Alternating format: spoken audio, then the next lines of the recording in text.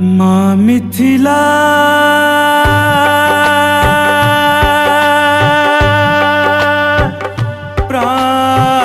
प्राण मिथिला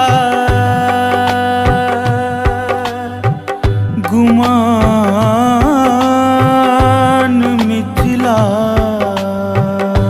पग पग माछ मखान भेटैये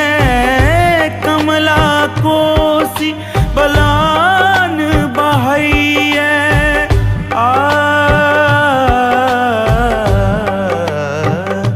पग पग माछ मखान भेटैये कमला कोसी बलान बहैये मुदित रहै छी मुदित रहै छी पाबी